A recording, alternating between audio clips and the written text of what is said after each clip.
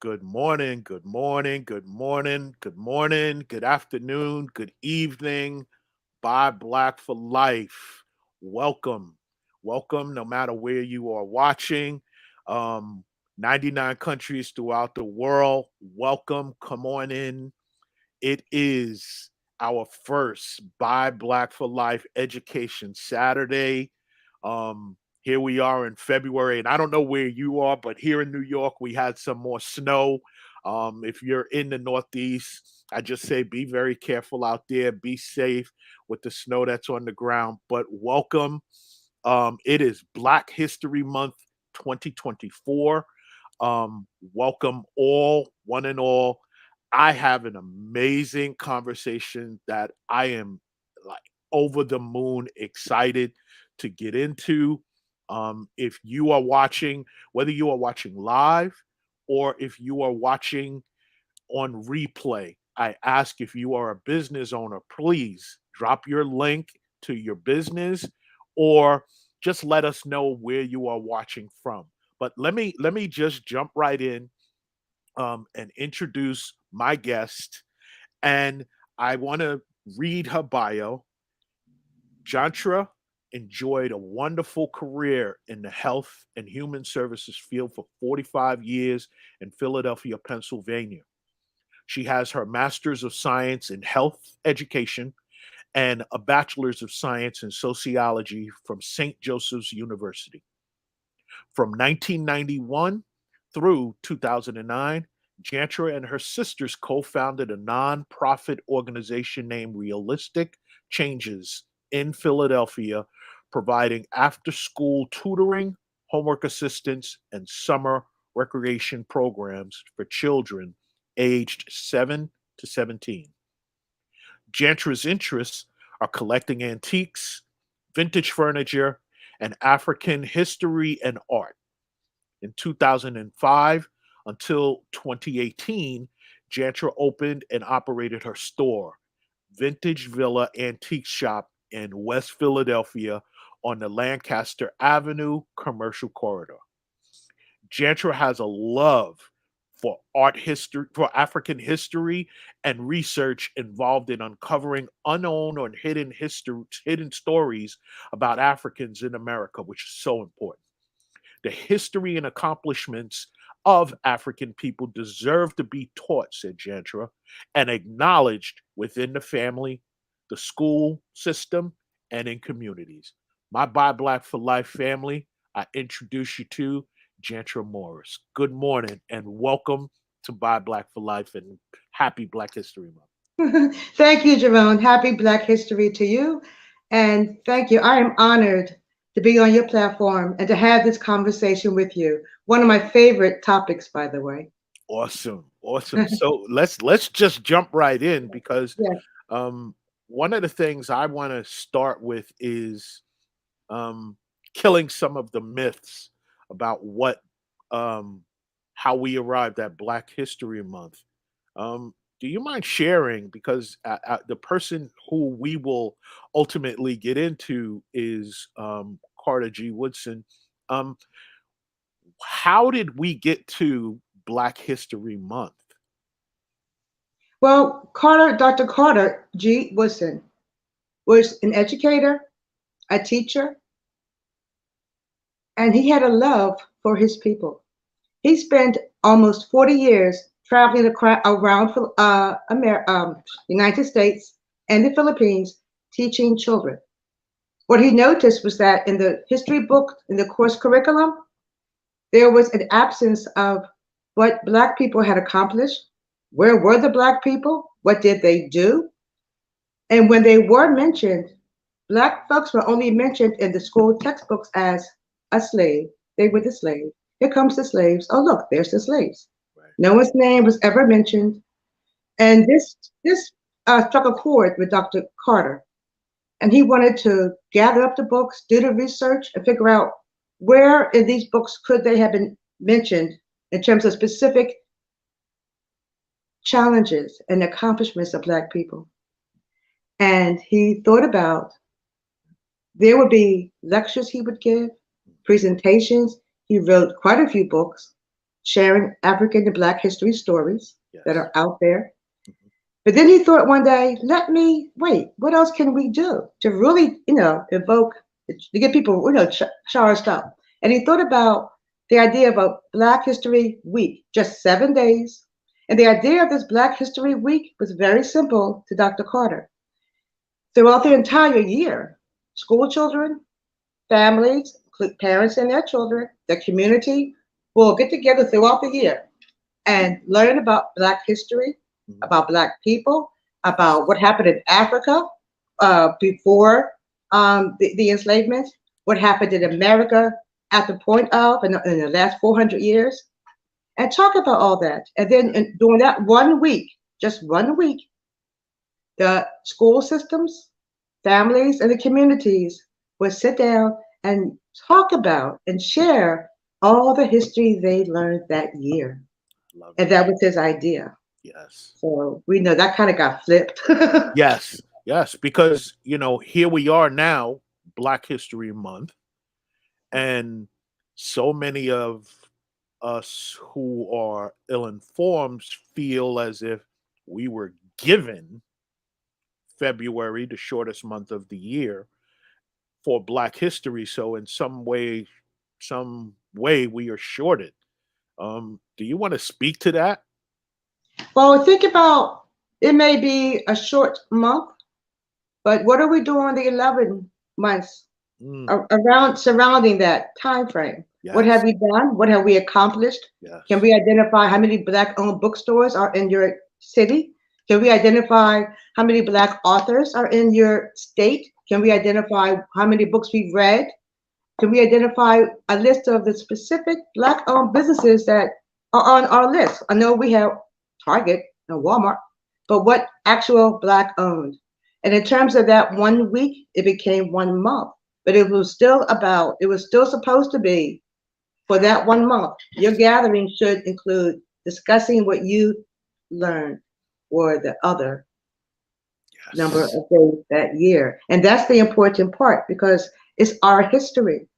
I can't imagine any other group, and I'm not comparing. I cannot imagine any other group talking about, well, it's our month now. This that's but during the whole year they're doing everything else that the world puts in front of you to do, which is Right. stop being easily distracted. But that's a whole nother topic. Right. But we could his idea, certainly we could but his certainly get idea, into a good discussion about that. And yes, I do see a comment. Black history is 12 months a year, 365 days a year. Absolutely. I just want to add, especially with this platform that is Buy Black for Life, this month is a month for us to be intentional mhm, about our history, about our businesses, about who we are and where we are. It's not just in this country because um, this country will have you believe that Black history is it started with slavery. No, it did not. So yes, it's 306 12 months, 365 days a year. That doesn't mean we should not be intentional about this month. So I thank you for that comment, but I just wanted to put that out there. I also wanted to share, if you are a business owner, please post your business in the links in the chat. We want to know who you are. We want to do business with you. So I just wanted to put that out there. I wanted to get into, but can I just add one more piece? please do. Please do. Also to include during that 1 week period, Dr. Carter selected that particular week because it included the birthday or the possible birth date for Frederick Douglass Fred, right, and the actual birth date for Abraham Lincoln. right, Any one of those two people that who he apparently had, admired, right, to be included in that period to learn right. about the history of. And that again coinciding with it being February Mhm. and I so to me, when I did my learning about what the origins of Black History Month, how it came to be, I knew it was intentional that it was going to be around this week. That's why it was Black History Week. And then it became recognized that the entire month would be celebrated, and we need to celebrate it intentionally. We need to be about our people and who we are, um, and do what we need to do in order to speak about our history, because if we don't, it's going to go away. So I just wanted to share that. Let's get into the book, The Miseducation of the Negro by Carter G. Woodson. And that's what turned me onto you, because I'll be transparent. I didn't know of, I've heard of the book, but I never, in my travels and things of that sort, I've never delved into the book. But boy, did I have the opportunity to delve into the book. Um, Talk about, first of all, the book. What led you to read the book? Well, I wanted to learn more about Black history. When I was in college, I studied sociology, which is the study of people, communities, and family. And I knew that I came from a great community in West Philadelphia. Yes. And I know that everything that I experienced in my community in Philadelphia was never what the media reflected about my community. And I would think, who are they talking about? West Philadelphia, what happened? Mm. And I just knew of families and businesses and people who were married with their children. They had mortgages, they owned their properties, they had jobs, they had values and a foundation. And everybody knew everybody. It was wonderful. And in college, I wanted to learn more because sociology touched on everybody. Not Yes. much about us, though. Not a whole lot about people who Right. would look like me or you. Hmm. So I just thought about, well, what else is out there? And I went to one of the local Black-owned bookstores in my city, and I started perusing through the bookshelves, talking to the owner. They had been around for over 60 years. The bookstore I'm talking about in my city. I hope they're watching. I hope they're plugged for Hakim's Please bookstore. plug them. And the Who? link, What's the please name? pull it up. Hakim's bookstore. Okay. Hakim's bookstore. Thank you. um, but it's one of my favorite bookstores to go to, and I've always learned so much. And one of the books I purchased from there way back, and I was in college in the 70s, by the way, was Dr. Carter's book, The Miseducation of the Negro. And it's a very, it, it really makes you sit down and take notes. It makes you write down the information. I found myself writing down the quotes. I found myself researching the names of Black folks he mentioned in that book. Yeah. And from that, you just begin to learn so much more about your history, your culture, your heritage, and in some cases, for some folks, their bloodline. It's just an amazing book. And what people don't realize, if I can say Please. this book could actually be titled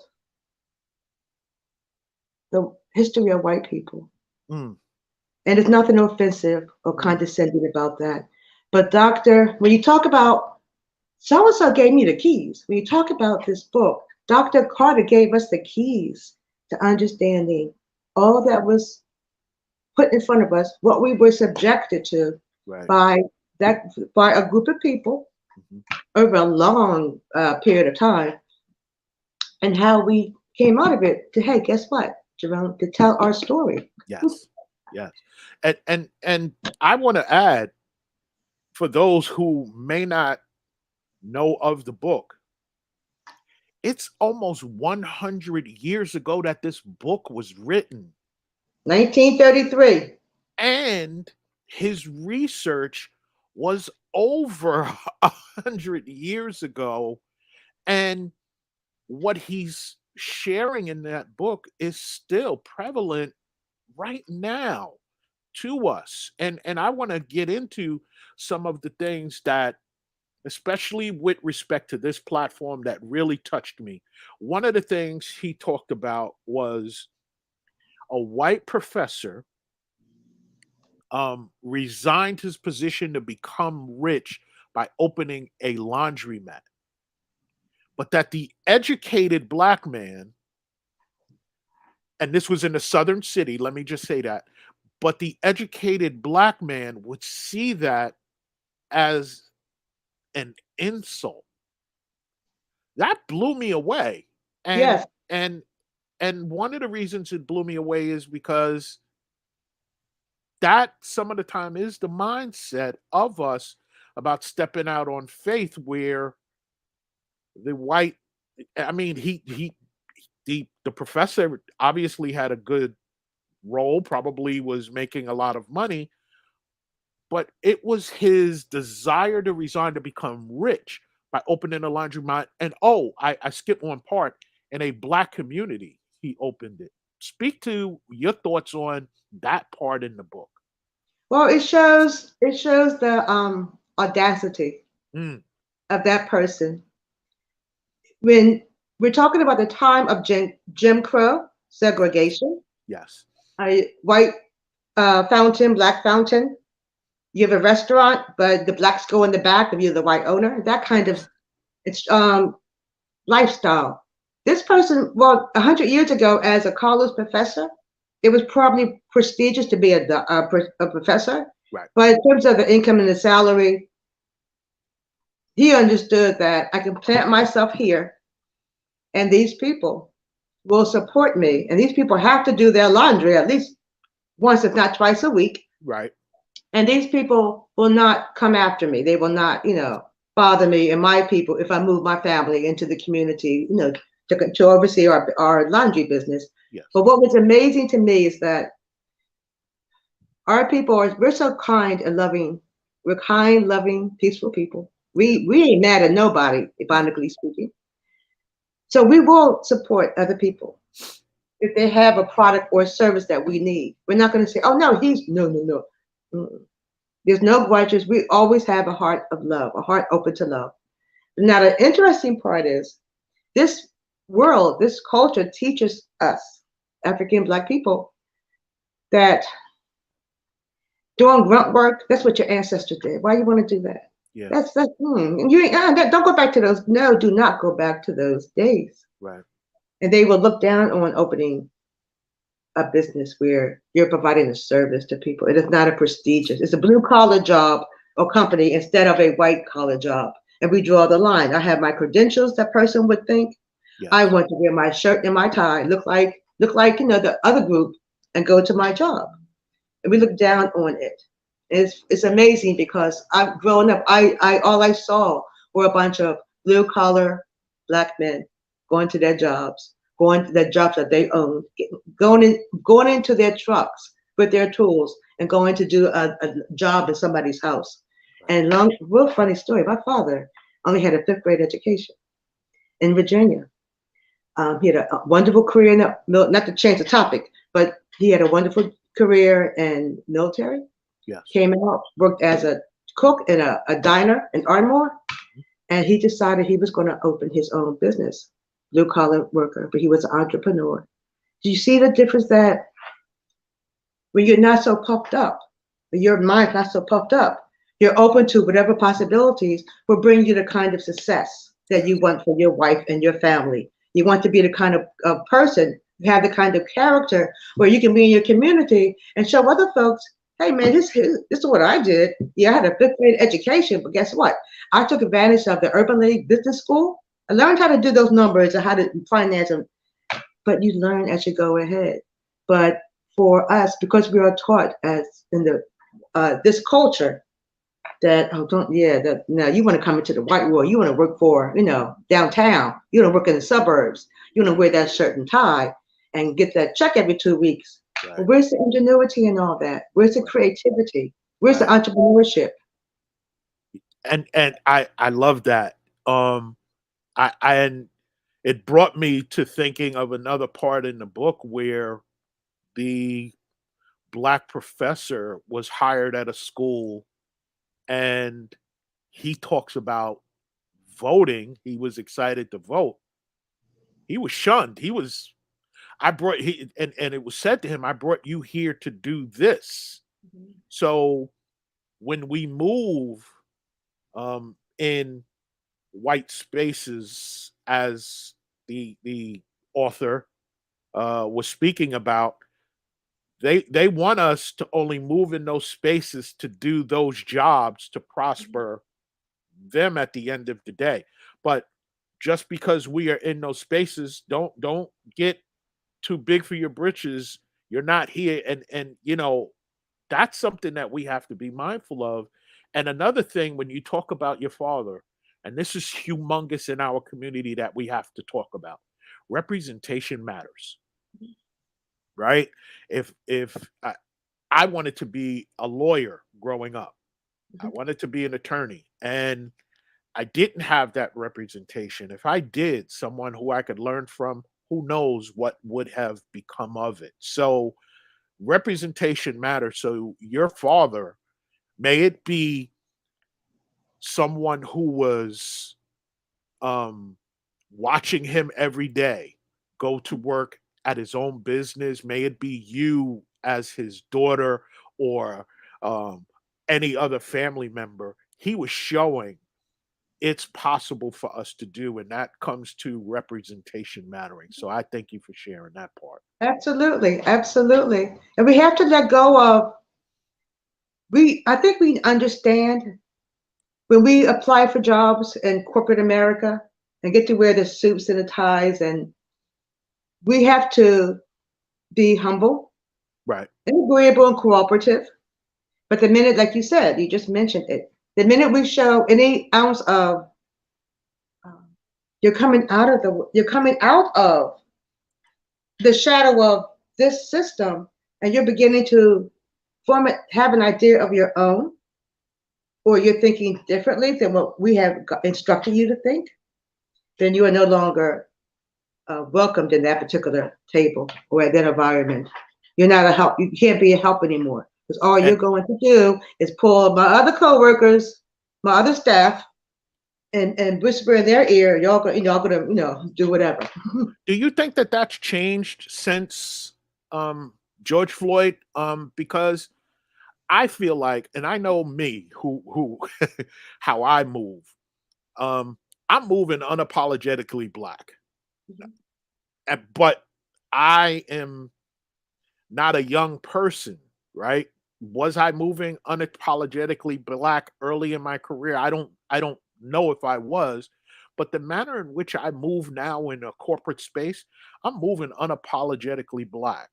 Do you think that since the what happened in 2020, as my wife likes to say, the racial reckoning, do you think that that is changing somewhat, that we are bringing our whole selves into workspaces in corporate America now?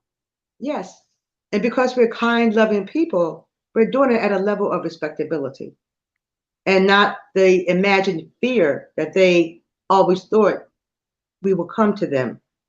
We're kind, loving people. We're not trying to go after anybody. When we talk about a revolt, in our mind, a revolt would be I bring a book and I read a book about my people every day at my job on my Yes, lunch.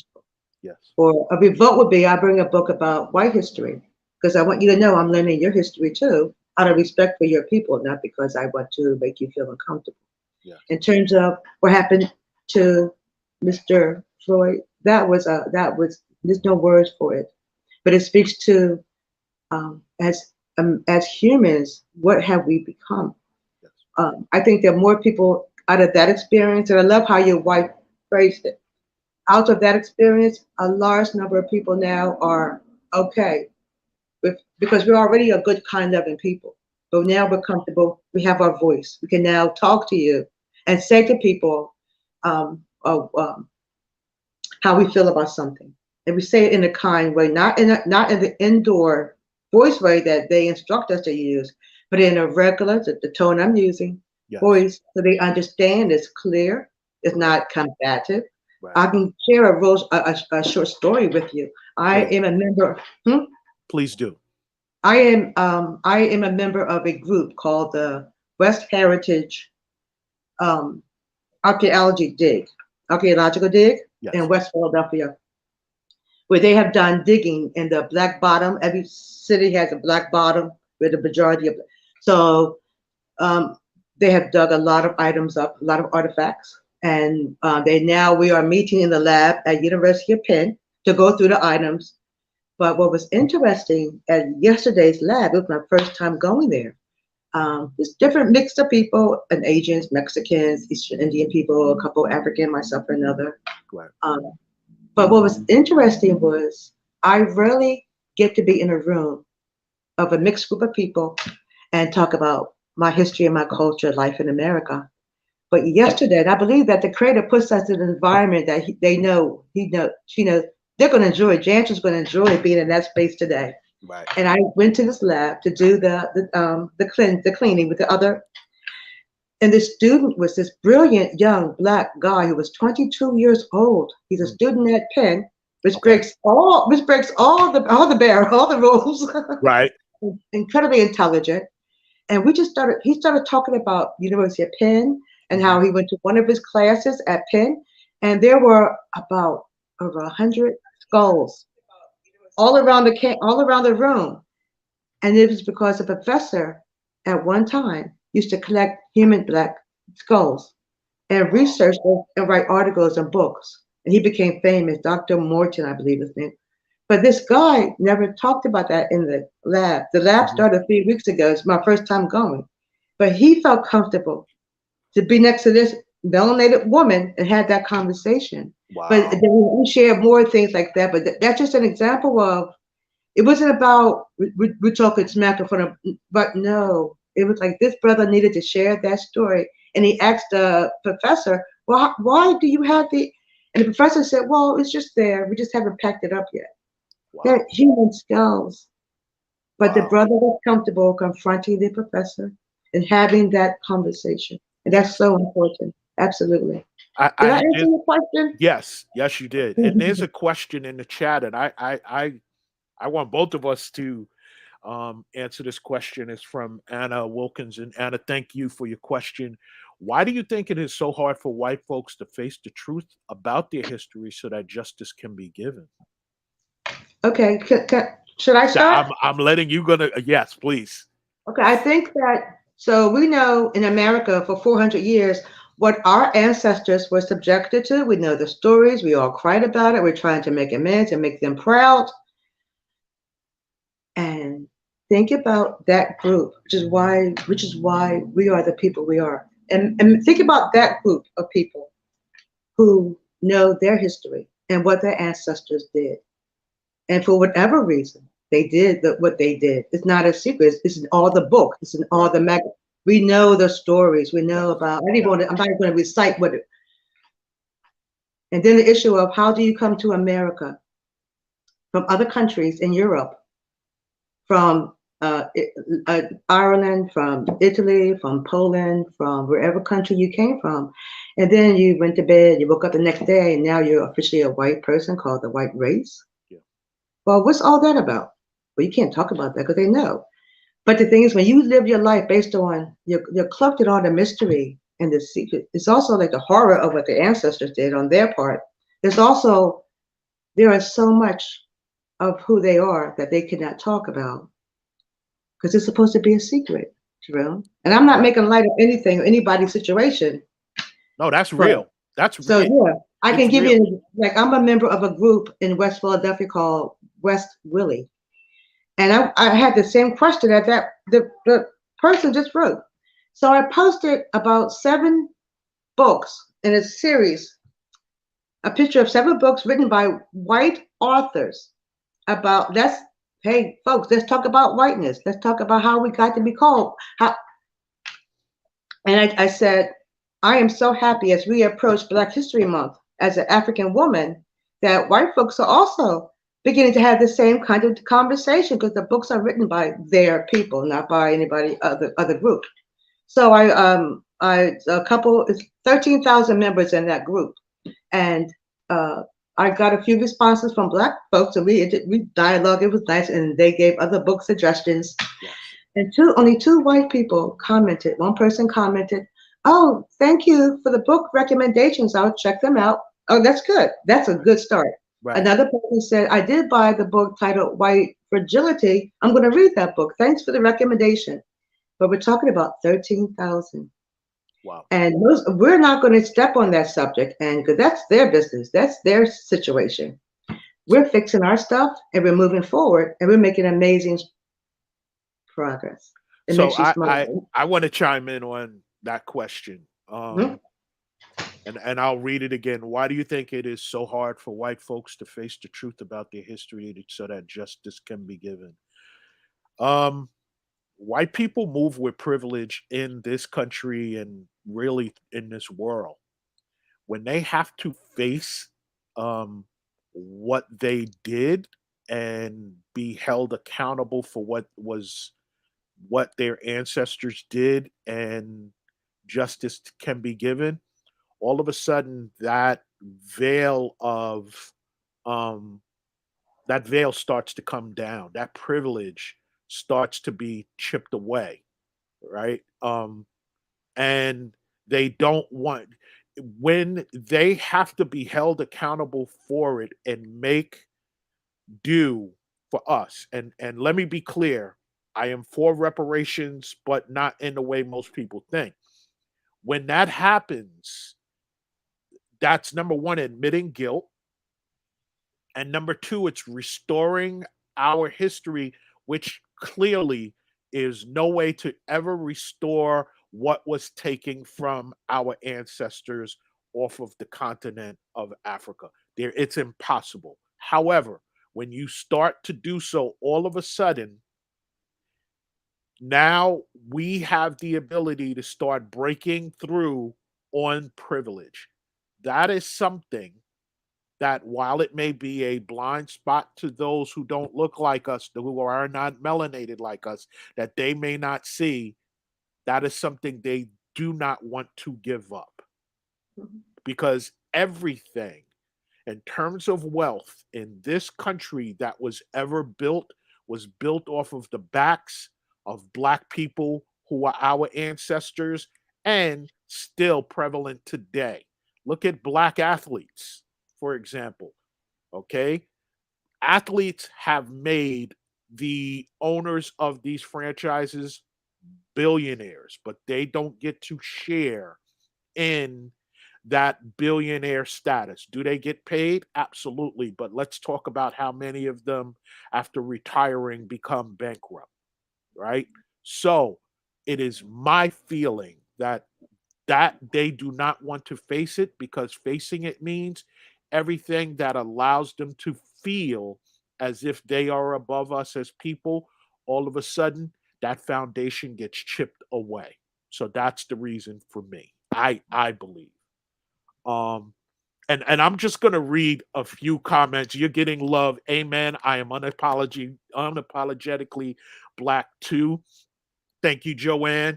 Um, but we still have to put on that acceptable face of color. I'll agree with that and disagree. So I know in New York we have the Crown Act, right? I see more corporate executives rocking their fros. If I see a Black woman in the street rocking her fro or whatever it may be, I will say to them, male or female, wear your crown, because that's what it is.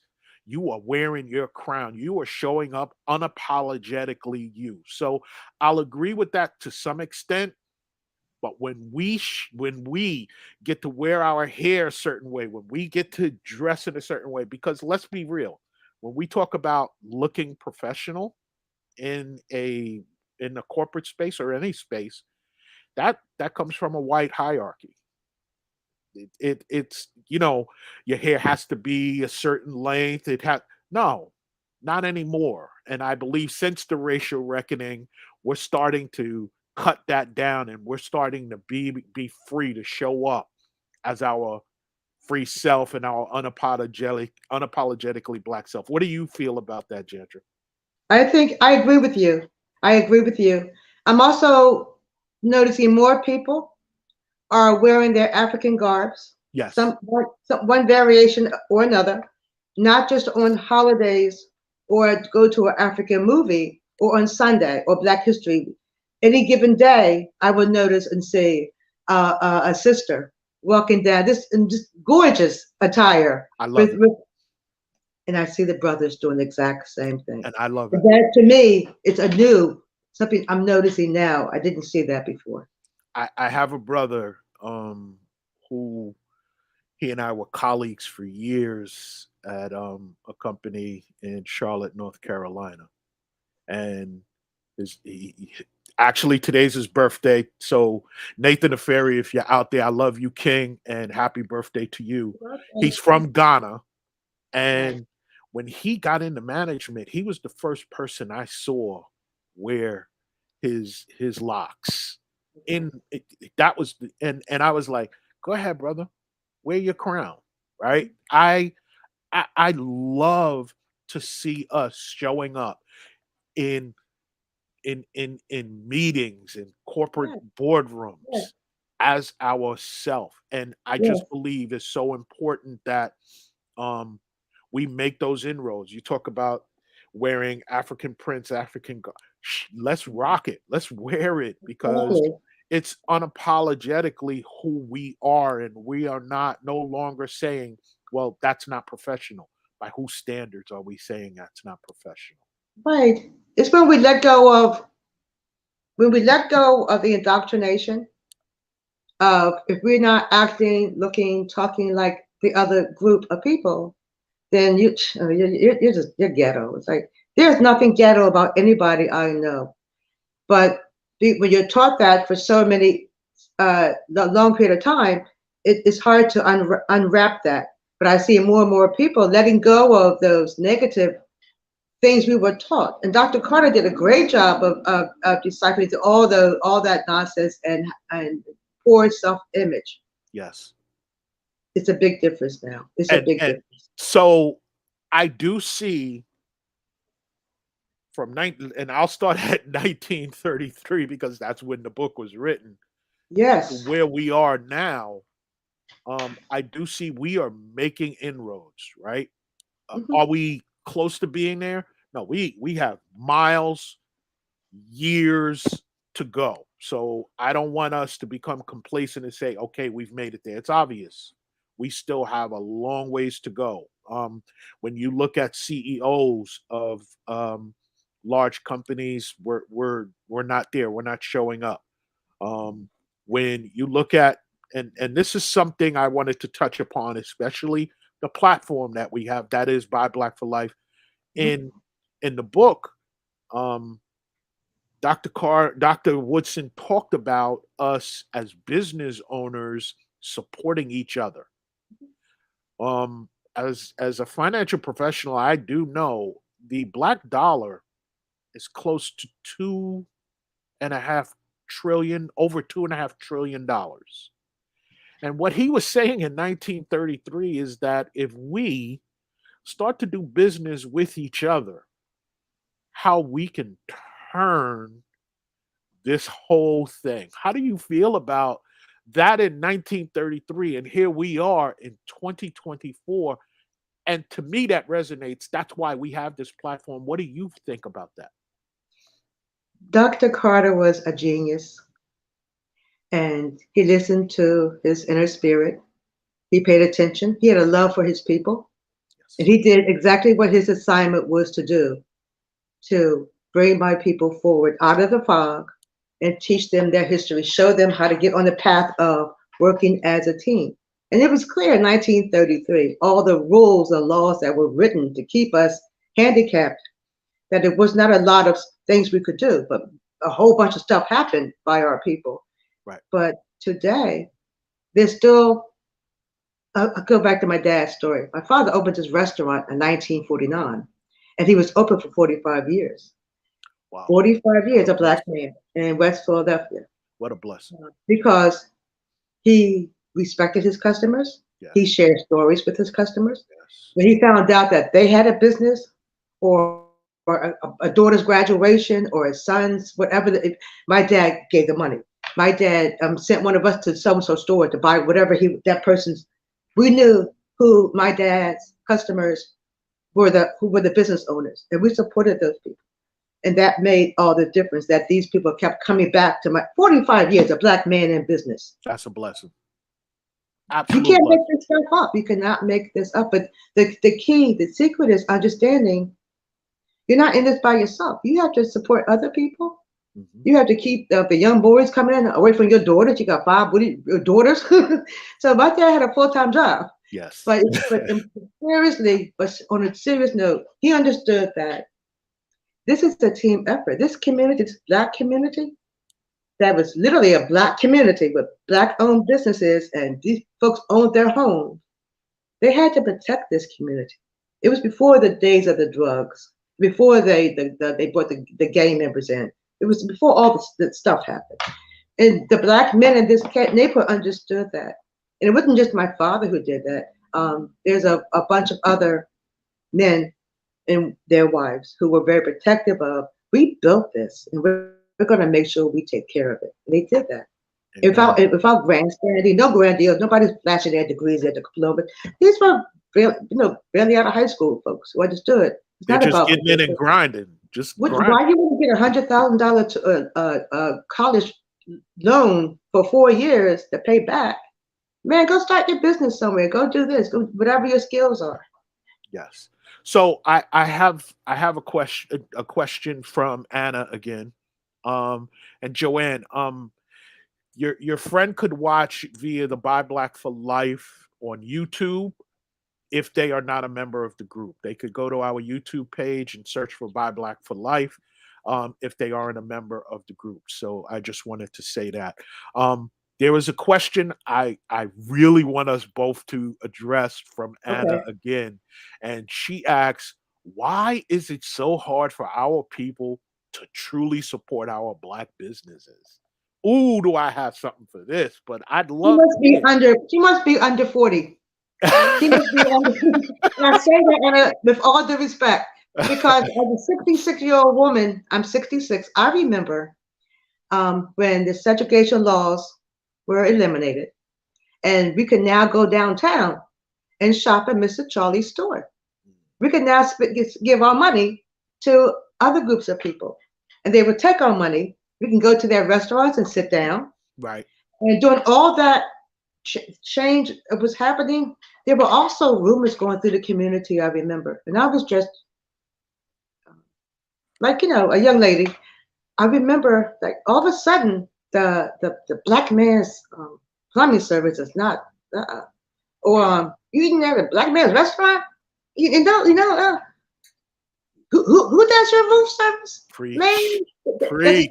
Is he a member of the labor? Is he a member of the union? Right. What, you got your kids in what school? You never heard of parochial or private?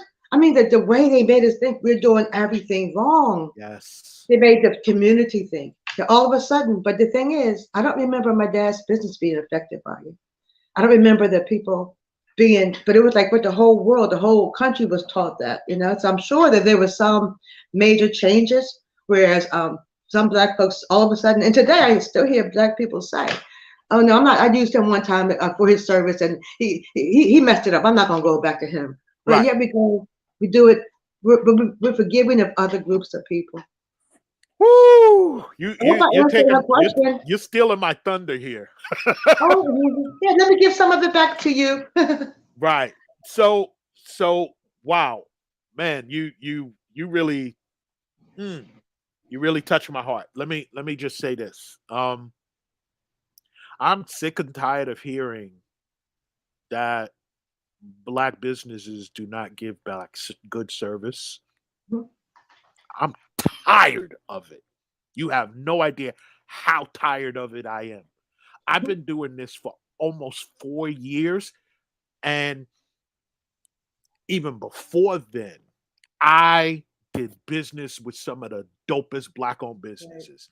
I do exactly. believe it has been a concerted campaign by those who don't look like us to tell us black businesses do not give you the service you want.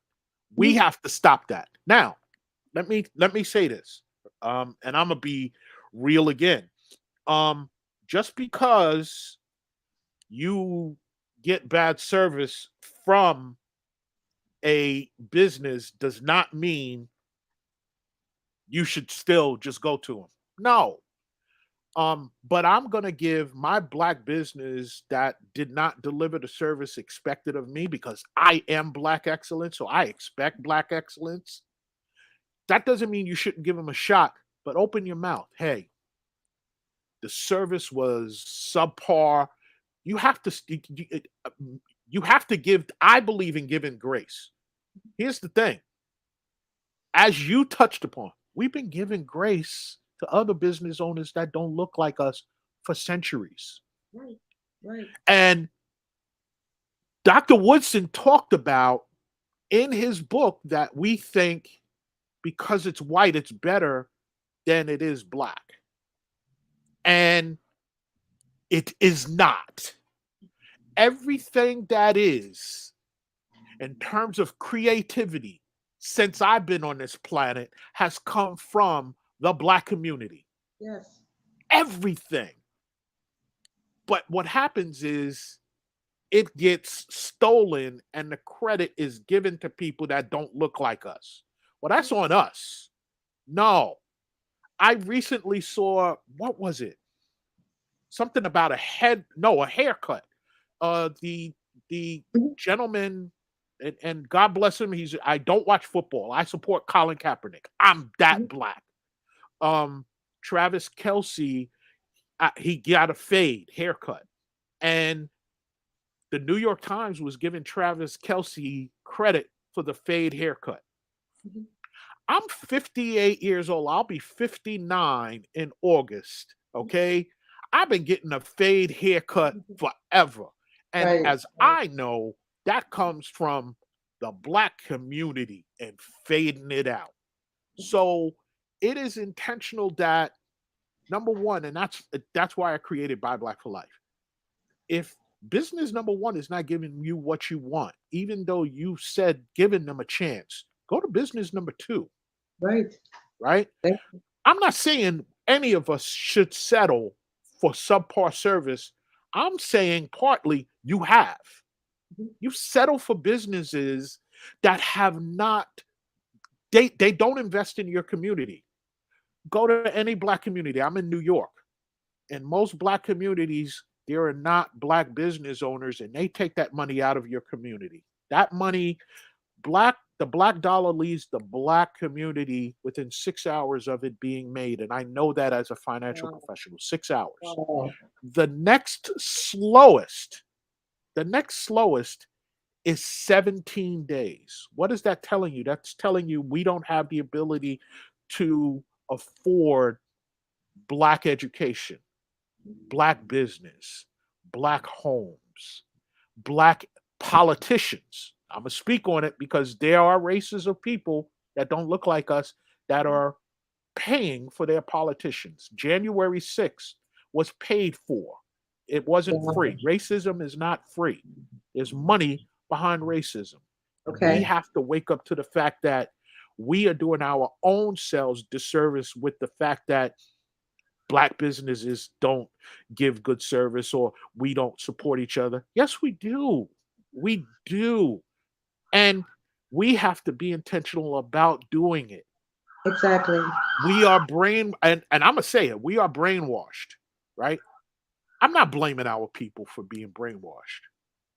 I'd never ask somebody to be where I am in terms of activism. It's not fair. Mhm. I'm in a different spot. I had a mother that put me in activism at 11 years old. I'm not Okay. expecting anybody to be where I am. But what I'm saying to you is give that business owner a black business another shot. Don't just walk away. I'm sorry, I rambled. I rambled myself. I'm sorry. No, what you So said had what you said, Jerome, has value. 100%. Exactly. And I do think it is changing.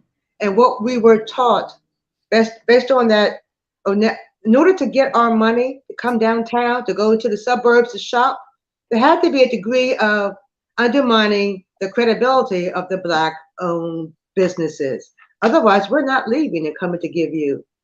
So there had to be this massive campaign to whatever they did. For some people, it worked. For others, it didn't. If I could just share a story, I owned my shop. It was an antiques and collectible store on Lancaster Avenue for about 13, 14 years. The key was that I was only open on Saturdays and Sundays because I was still working full time in social services. But in my shop, if you know what 4100 block of like this game my address. Lancaster Avenue looks like. I think it's okay. You're I'm fine. protected. I'm protected. Yes, yes, yes. God has I'm got you. joking. I'm joking. I'm joking. But if you know what that area looks like, it has looked like for the past 40 years. And then imagine you're driving down and you come across this shop that has all these antiques and vintage and original art and what? What? You're gonna pull over and look. And I've had quite a few people in that 13, 14-year period come into my shop. And what's funny, they were asked questions. I would give them the history, long story short. And they would say to me, if it was a different person, they would say to me, "Oh, who's the owner?" My favorite. Mm, And I would say, "Oh, I am the owner." And I mm. have family members who taught me about the history and culture and the period pieces. And that's how we know, because we're not supposed to know that kind of thing. Oh, I would wow. talk about, I would teach my customers. I remember we're in the heart of the what the media would say the ghetto, but in my neighborhood, there were people like her name was Laura Wheeler Waring. Her artwork is at the Smithsonian Museum. She was a teacher at Cheney, but she's famous. She was a famous artist who lived 2 blocks from where my neighborhood, where I live. Right. A brilliant international artist, Ellen Powell Tipperino. Ellen Powell Tipperino, brilliant, brilliant woman, Love it. Love it. lived with her family, her husband, her children, 4 blocks from where I grew up. Wow. And Laurie Cooper and Lorraine Nixon and other brilliant black women who they're in my community. When you can boast that these internationally, these well-known, brilliant people are your neighbors or were your neighbors or grew up or had, you can't buy that kind of. No. And Seriously. Do I you understand what I'm telling you? the history of Philadelphia in terms of creativity, the arts, whatever it may be, is deeply rich. So that I definitely know. And I just want to address Anna. Anna said, just to clarify why I asked these questions, I have my grandkids listening with me, Oh, 10, 16, 18. wow. We have no issue with you asking these questions. These are Right. questions that Right. are necessary.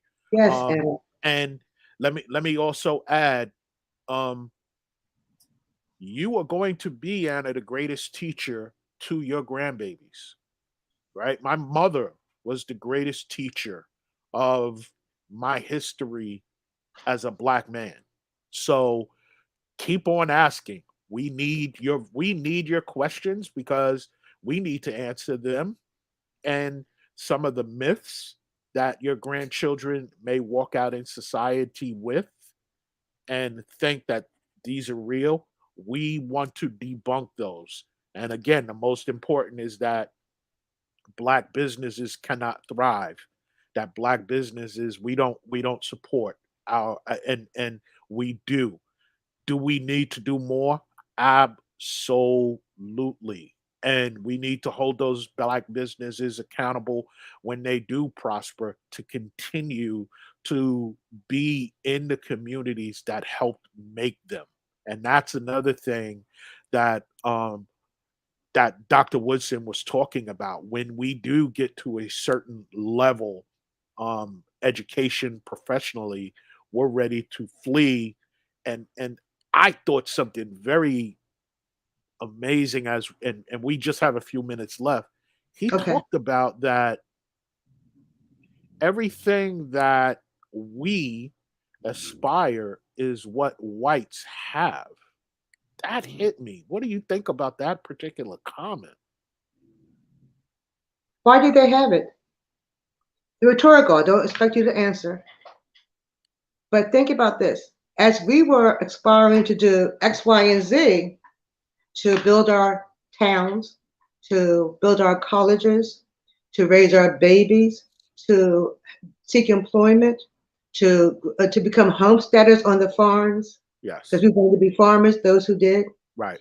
There were always laws put in place to block that. Absolutely. Or they would make sure that, well, the money we gave you to build that college, you now have to put a white man in charge as a president. or they would just simply come into the town and town's now no longer a town, it's Right. gone.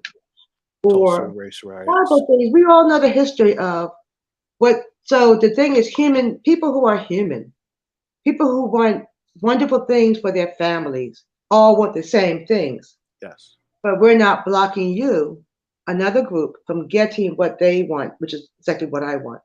So it's not even a fair competition. So don't talk to me. Don't talk to people about. Let's not talk about. I say that about how well you all are doing. When you're only doing well because every step of the way you're burning down what I'm doing. Or Mm, every step of the way you are handicapping me from right. doing the exact same thing.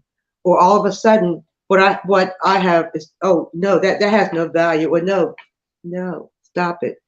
But because, until we take more ownership of what we deserve in this country, it's like start working together as a group to to have our distribution companies, Yes. or let's have our own Amazon company. Nothing against Yes. Amazon. God bless that man. He's a billionaire. I'm coming But when I for him. talk about buying stuff, it's like, are you buying items from Black-owned businesses? Give Yes. mom and pop the money.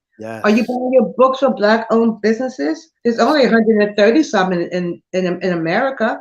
Give Yes. those folks. So the idea is that when you start thinking about what best for everybody, you're not, you're being, you're just spreading love. That's high vibrational. Yes. And Yes. that's a good place to be in, because good Amen. things happen for everybody. Yes. So you these this we're about to come to a close, but Oh, before we okay. do, I just wanted to share because you touched upon, for example, us being able to do business with each other. Buy Black for Life we have a Buy Black for Life app with Black business owners. You can have your business on the Buy Black for Life app. It is free 99. Let me say it again. Free 99 for you to have your business on the Buy Black for Life app.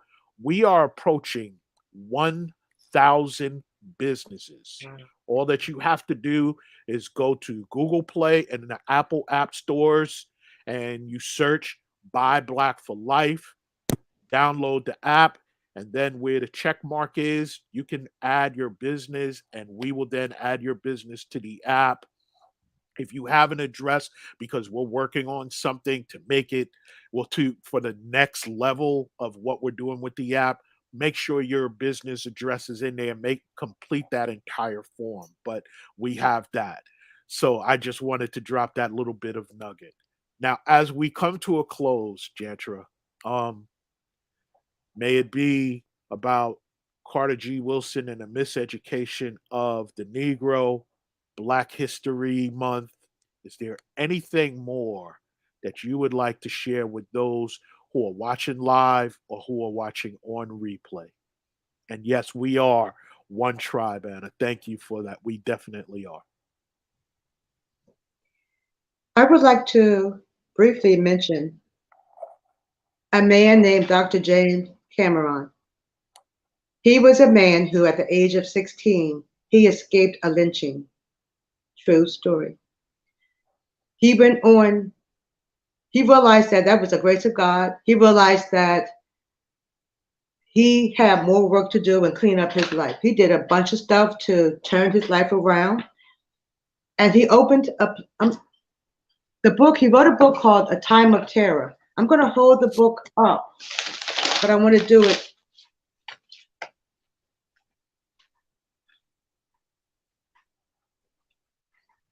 So, Time of Terror. Nobody can see it. Sorry, never mind. That's okay. So, but it's a picture of that event that night in 1930. What happened? That story, of that true story. He went on to open a place called the American Black Holocaust Museum Mm, in Milwaukee. I hope that everybody would know about this museum. It speaks to the history of Black people. It speaks to how we can literally just change everything around in our story by telling our story, not yes. being angry about our story, but Yes. literally showing people. There are different paths to live our lives. Amen. And what people are doing to us doesn't define who we are. Amen. So Dr. Carter, I'm sorry. Sorry, Dr. Carter, but I got to plug Dr. James Cameron too. But Dr. Cameron, the American Black Holocaust Museum has a book club, a monthly book club. So I encourage everybody to go to that museum, check out their page, read Dr. Cameron's story, and also people like Dr. Cameron were inspired by Dr. Carter. We all understand that. I mean, it's not a long thread we're talking about. Right.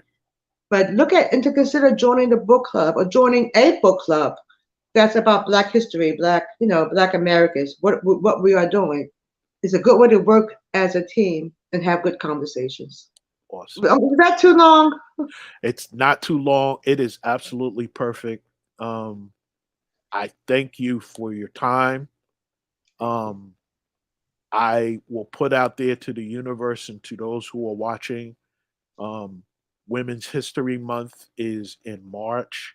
I'm looking for some conversations all month with women on various topics. Let's, I'm back. I'm Welcome back back. doing Welcome this. back. I love doing this.